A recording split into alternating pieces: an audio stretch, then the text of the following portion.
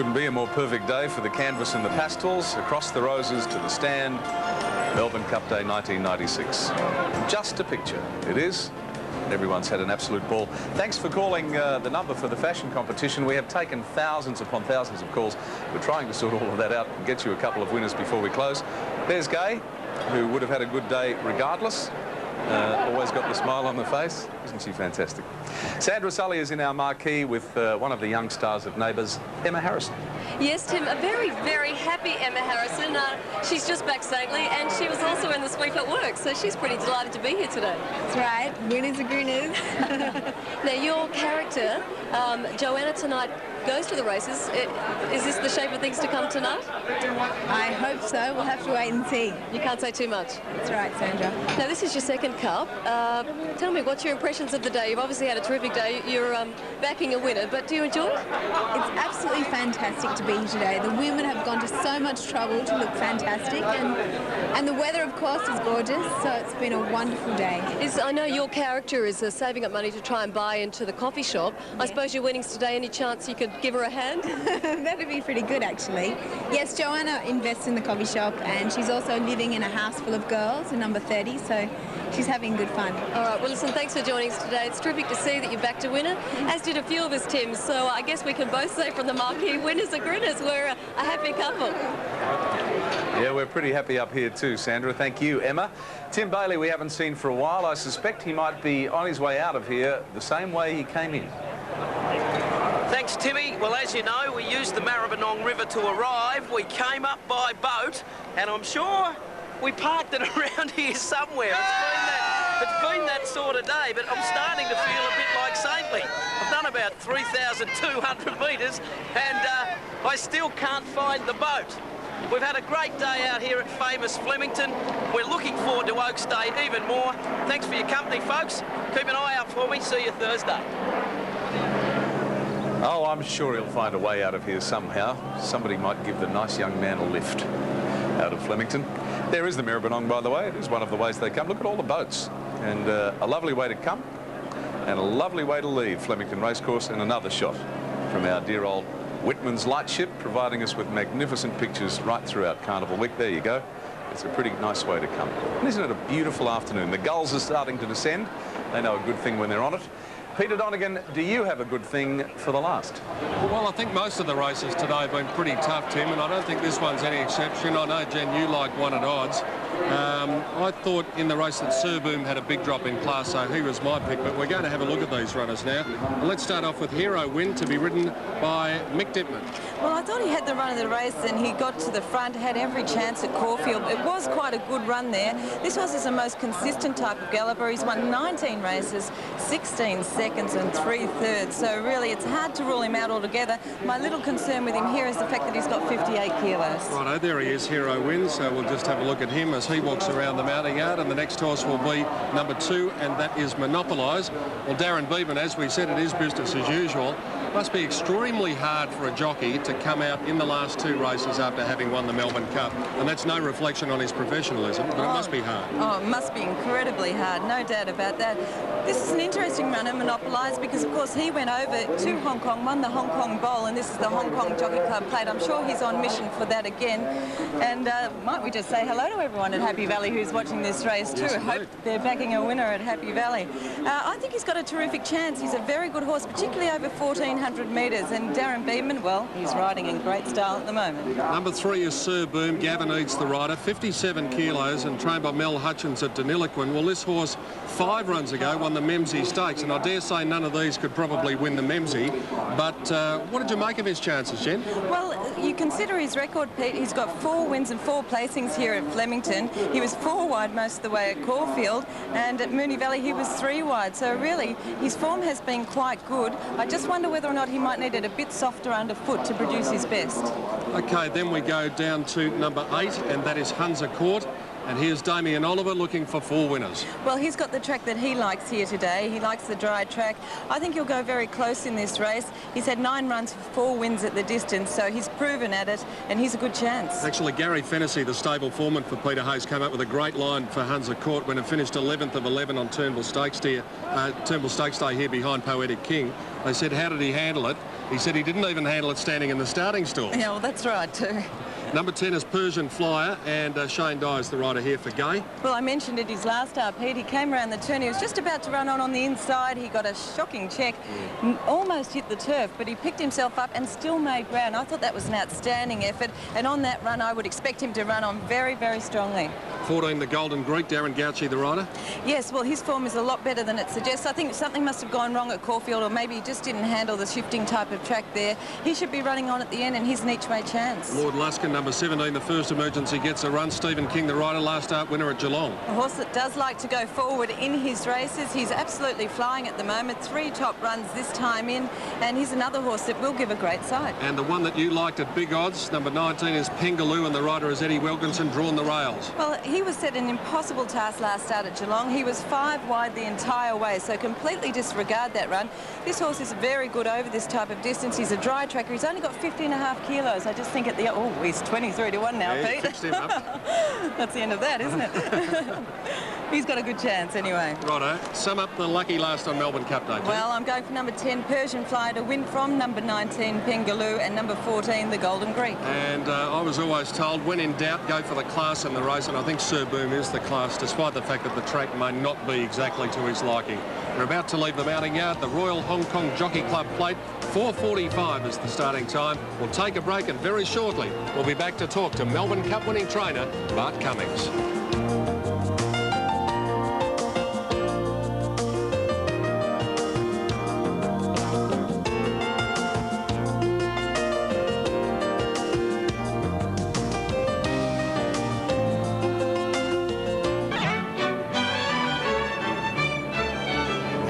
The scene from up above as we look down from the Whitman's Lightship down on Flemington, Melbourne Cup Day 1996. And let's go down to the betting ring and see what's happening there quickly with Tim Gossage. Have they backed anything, Tim? They certainly have. They've backed Monopolise here, Peter. It's in about 4 points. Hunza Court has also been heavily supported, and Jen's tip Pengaloo is crashing. The word's got around.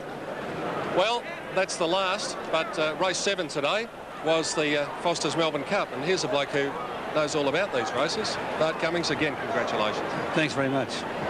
Well, I mean, he's just a horse that you can't find the superlatives for, really. It was a super ride, too. He ran him very well, and the horse stayed beautifully, I thought. He settled nicely, and he ran it out very well, and what more can I say? About 5 o'clock yesterday afternoon, I walked a bit of the track with you out here, and you said this is absolutely perfect. Right. Did you think the horse was absolutely perfect going into the race? Well, I had no doubts about the horse. Since the Cox Plate, he's just gone on head leaps and bounds. The hit out and the adrenaline of that race really brought him to his top. His coat improved, his appetite improved. And I started to get a bit excited about this Melbourne Cup because, you know, he just seemed to be the right horse for it. I walked the track as you were yesterday, and it was lovely and yielding and just nice for him. After all the trials and tribulations that you've had, what does this win mean to you? Oh, it's very satisfying. You work pretty hard and do a lot of planning and a lot of thought goes into it, not only by me but also with the whole team, the stables, the veterinarians, and Percy Sykes has been a big help. He advises me on certain pathology requirements when we take tests, and my foreman here and staff, and Darren's been a wonderful help. He's been riding the work. He's a wonderful strong rider and a great judge of pace and track work, and I've flown him down here each fast morning for the last 2 weeks, put him up in the Como Hotel, and he's been rewarded today with a winning. Speaking of the Como Hotel, I get the feeling you get great satisfaction winning races for the owner. Dado Tan owns it, yes, and he's a great sportsman, and it's a great thrill for him. Can you sum up the emotion of the moment now that, you know, everything's subsided after the race? Do you think you're back at the top of the heap now? Well, I don't know. You just got to get the materials to work with, and I say success breeds success. So things should improve from here on. Roll on Japan. Yes, if the horse settles down well and recovers quickly, the decision will be made at the end of the week. He's booked to go, he's invited, we've accepted. The plane's going, I think, next Monday, and Monday or Tuesday is due to fly out of Melbourne via Hong Kong to Tokyo, so I think he will be going, yes. Finally, I reckon you'll probably be able to find a place on the mantelpiece for your own Melbourne Cup, that 10th one. Sure, we'll find one. Yeah, thank you. Good on you, Yeah, Bart. good on you. Bart Cummings, the man who today won his 10th Melbourne Cup at Flemington with Saintly, and a brilliant ride by Darren Beadman. OK, they're about to go into the gates for the last time today, and speaking of great performances in the Melbourne Cup, I would like to add my congratulations to those of everyone else. Good call, Dan Maliki, well done. Thank you, Peter. Been a great day, hasn't it? It was good to see the sunshine today too. The crowd was announced. 90,149 people attended the Foster's Melbourne Cup of 1996, Gary Willits. It's just been incredible, and you can still look down here. No one seems to have left, Dan, which was great for racing. And this last race, by deal, just watch these horses go down. I thought Hero Wind, he looks great. And Mick Dittman, he's had a lot of placings over the carnival, and it might be his chance to break through here. I noticed Persian Flyer tightening right up in the market. Hunza Court is a funny horse. He seems to excel over 1,400 metres at Flemington. He's won 4 of his 8 starts here. Yet it's a sweeping turn, it's a long turn, and the barriers that are at a disadvantage are perhaps wider than barrier 9, and Hunza Court's drawn very favourably in 2, and Damien Oliver's looking for his 4th winner. Yes, well, he's not going to lack anything on horsemanship there. He's been riding brilliant, Damien, and the other horses he won on, they all drew wide, where this horse is drawn well, so he should get a very good run there. As far as prize money is concerned, this is the second feature race for the day, a $100,000 Group 3 event. The tips, Jenny likes Persian Fly. She's had a terrific day today, she's been informed. Peter Donegan tipped Sir Boom, good each way value. John Letts likes Another Excuse, and Richard Friedman also has tipped Sir Boom. Let's go down to the betting ring. This is the Get Out Stakes for most. Tim, what's going to get us out? Well, they've come for Monopolise in a couple more points. It's gone from double figures to skinny odds. Pengulu still crashing, and they've also come for the top weight also. Very late Hero Wind. Thank you, Tim. Done a great job today. Brought us up to date with a lot of information for the punters. And the Royal Hong Kong Jockey Plate is the last event today at Flemington on Melbourne Cup Day. Whitman's Light Chip View from above. It's brought us some very pretty pictures throughout the day. Just incredible. Ready for the last. Off they go now. The Golden Greek was a little bit slow in his stride. One of the first to bounce away, Royal Rubiton. Hunza Court racing forward. Hero Wind is out a little bit wider, and Sir Boom is splitting those horses. Followed by Headstrong, and then Pengulu over on the inside as Royal Rubiton goes to the lead early. Lord Lusk and Del Sol are up running about 5th to 8th. And then came Video Prince, and behind those Go With The Flow over on the inside of Another Excuse. Out a little bit wide there, Colburnett trying to ease in. Another Victor's about 3 and 4 deep. 2 lengths to Monopolise. And the Golden Greek back to last. Persian Fly is going to settle about 4th last. Royal Rubiton, 700 to go, leads a length and a half to Hero Wind. Sir Boom is racing between Del Sol 3 wide and Hunza Court on the rails. Then Lord Luskin around Pengulu. Behind those was Another Victor as they come to the turn. Then Another Excuse. Colburnett Go With The Flow on the inside from Persian Flyer. Video Prince Monopolise and the Golden Greek last. 400 to go. It's Royal Rubiton being joined by Hero Wind. A length away Lord Luskin. Hunza Court putting his way through. Hero Wind has hit the lead. They've got 250 to go, and it's the top weight. Hero Wind the leader. Here's Headstrong with a run. He's dashed up in a second, and Monopolise is charging home from last. Hero Wind in front, coming in at Headstrong, and Monopolise late. Hero Wind, Headstrong, Monopolise, Headstrong. Headstrong's won the last from nearly a dead heat between Monopolise and Hero Wind. Then Lord Luskin, followed home by the Golden Greek, Pengulu, Sir Boom, then Another Excuse, Persian Flyer, Go With The Flow, then Royal Rubiton. Further back to Hunza Court, didn't run on from Colburnett, Video Prince, Del Sol, and Another Victor back of the tail, the Golden Creek, about 3rd last. Well, I reckon Headstrong's grabbed Hero Wind right on the line. Mick Dittman couldn't have ridden Hero Wind any better. Rode it beautiful, but I'm pretty sure that Headstrong, Greg Hall, has got him right on the line. 2 good mates, and I think he's nailed him. Photo call for in the last. Hero Wind gave a great sight, didn't he, under his big weight? Just tremendous, and like he relaxed beautiful in the run. But I thought, well, this is one that Mick's definitely going to get home, and then Out of the pack came Headstrong, and I'm pretty sure he's grabbed him right on Number the line. 13, the winner, Headstrong is first.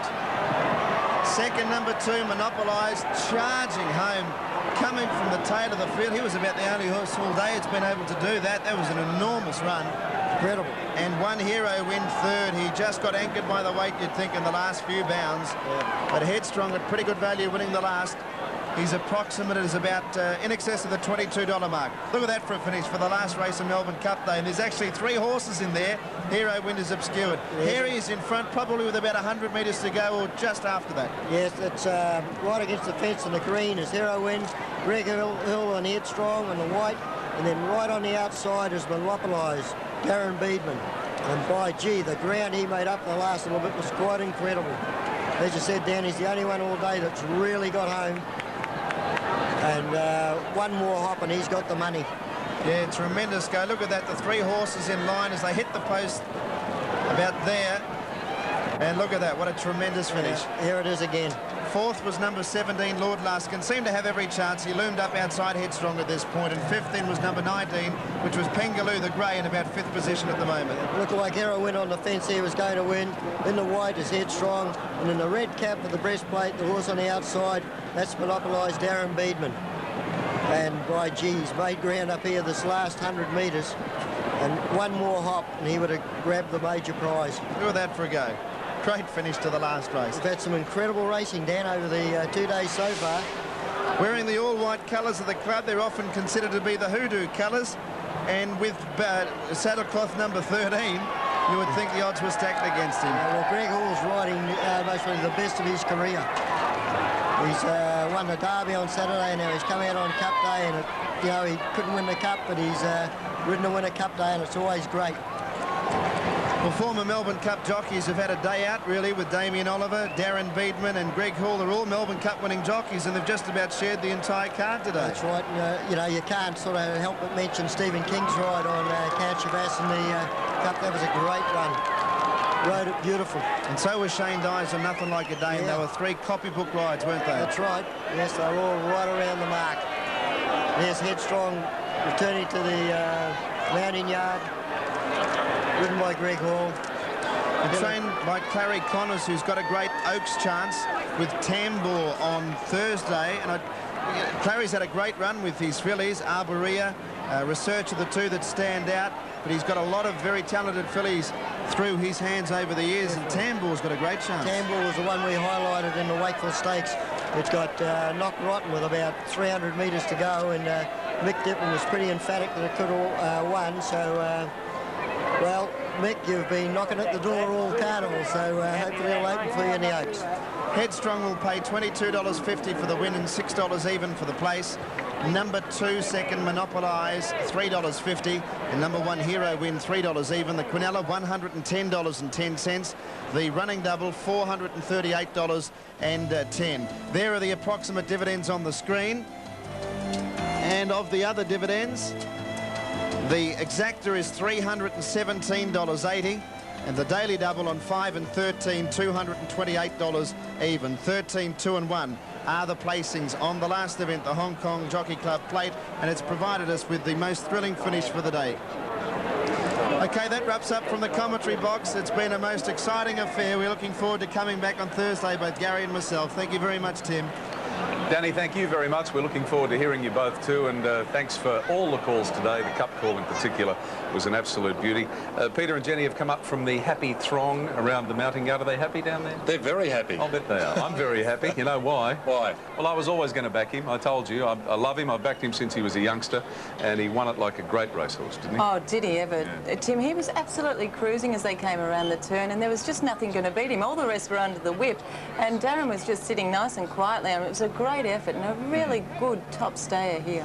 Now, just before you go any further, there's something I must do, and that's congratulate Mrs. Smith from Higgins in the ACT and Irene Brown from Nidri in Victoria, both winners of $1,000 worth of Suzanne's gear. Good on you, and thank you to everybody who rang in and used that 0055 number. 00, yes, that's it. That's 0500. it. One of those. I think we've also got the final dividends on the yes, the we do. race Let's have a look Tim. at that. Let's keep our housekeeping up to date. Final dividends. Have we got them? There they are.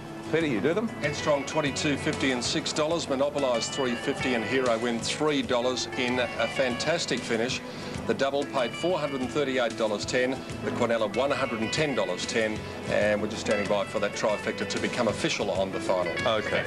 Sandra Sully in the 10 marquee, goodbye to you and thank you. I hope you had a lovely day. I did, Tim, as did many people behind me, as you can see, all about to continue the celebrations. And of course, we'll be back Oaks Day with plenty of celebrations and plenty of surprise guests. So you'll have to wait and see. All right, we'll see you soon. Look forward to that. Lynn Talbot is out there somewhere. Lenny, thank you. Oh, I'm here on the members' lawn, and yes, the races are over, but the party will go on for some time, I can tell you, Tim. I had a winner on Saintly, so I'm a very happy punter, and we saw some wonderful Melbourne Cup fashions today, and we're looking forward to see plenty more fashions on Oaks Day Ladies' Day. All right, thank you very much. Now, Peter Donegan, any excuses, explanations? I think we're going to have a look at a replay of the race as you discuss it. No excuses. Simple fact of the matter is the best horse won, and the best trainer in Melbourne Cup history prepared him. Yeah, 10 wins. Yeah. He is a genius, Bart Cummings. A lot of people, me included, doubted this horse's ability to win the Melbourne Cup at 3,200 metres. And the problem, I thought, Jen, as we said in the preview this morning, I had no doubt that the horse was going to be hailed as the winner at some stage in the straight, but I didn't think he'd be able to run out the distance. Well, I mean, that was the query going into the race, and here as we watch it, you can see Darren Beadman. He jumps from barrier 3, so he's nicely on the inside. It was just one of the most superb rides you'll ever see, and he gets him into a lovely position on the fence, doesn't cover any extra ground, only just pulls him out at the right time, but he was just travelling. I couldn't get over how well he was travelling for a horse that we had little doubts about not being able to make the distance. And he wouldn't have blown a candle out when he came back. He almost could have gone around again. Look at him parked about 6th or 7th on the rail there, 3 back, with Grey Shot going to the front now.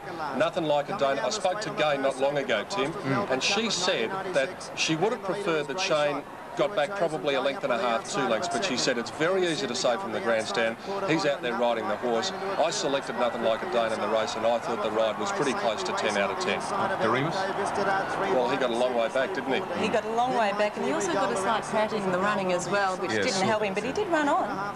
Yeah, he did run on. Damien said he was terrific in defeat. He ran 6th and was getting home just as well as anything at the end. So a gallant horse, but history suggests they can't win 2 Melbourne Cups in a row, and history was right. Yeah, there hasn't been many of them do it.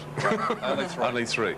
All right, well, it's been an absolutely fantastic day. Thank you both, and we'll see you back here on Oaks Day and again on Saturday. Yes. And all we can hope for is another day like that one, perhaps a little bit warmer. Wasn't it nice to see blue sky on Melbourne Cup Day? Absolutely fantastic. The VRC must have been absolutely rapid. You two have both got big smiles on your face, so you obviously had great days. We did. Enjoyed it. All right, wherever you're watching us from at home too, we hope you had a terrific day. We are back on Oaks Day on Thursday, then we're back again on Saturday for the final day of the carnival. If you're back to winner, good on you. If you didn't and had a good day, that's fine too. From all of us here at Flemington, all the best. We'll see you Thursday from Flemington.